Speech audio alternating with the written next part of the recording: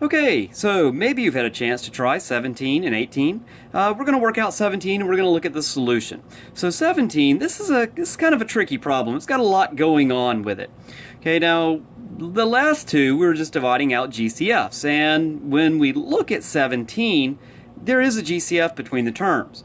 But before I jump into dividing that GCF out, what I want to do is I just want to rearrange these terms. I want to write it in standard form, descending order. So descending order means the highest powered term comes first. So we want to put this negative 4x cubed first. Okay, then we're going to have plus 2x squared. Then plus 6x. Okay, each term contains an x, so that means x is part of my GCF. Also, each term is even, meaning each thing is divisible by 2. So I'm going to have 2x as my GCF. But wait. This negative, this kind of bothers me.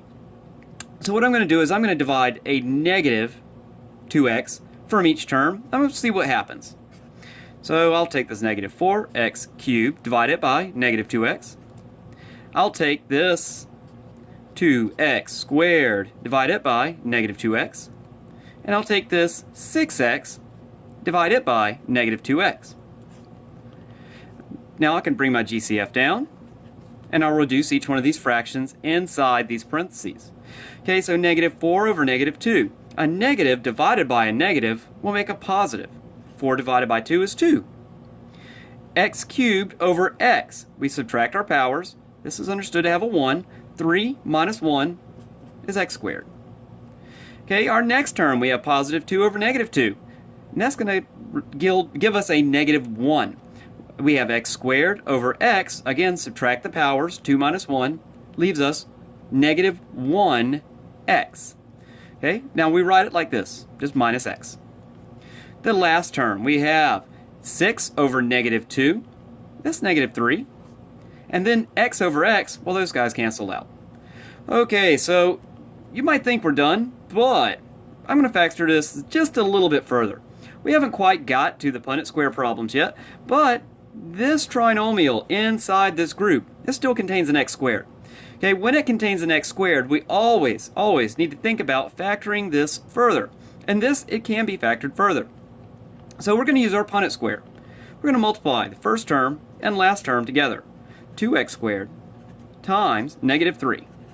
And that's going to give us a negative 6x squared. So we're looking for factors of negative 6x squared that sum to our middle term of negative 1x. So there's a couple of pairs of numbers that multiply to give us 6. We have 1x and 6x. We also have 2x and 3x. Since they multiply to give us this negative 6, that means one of these factors has to be negative.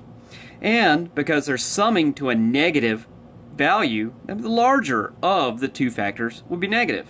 So we have 1 and negative 6. Now that sums to negative 5. That's not what we want. 2 and negative 3. That sums to negative 1. That's the factors. Now, these are the pieces that will go inside of our Punnett square to represent the middle term, along with the first term and the last term of this trinomial. Okay, so let's go ahead and draw our Punnett square. Got our little hashtag.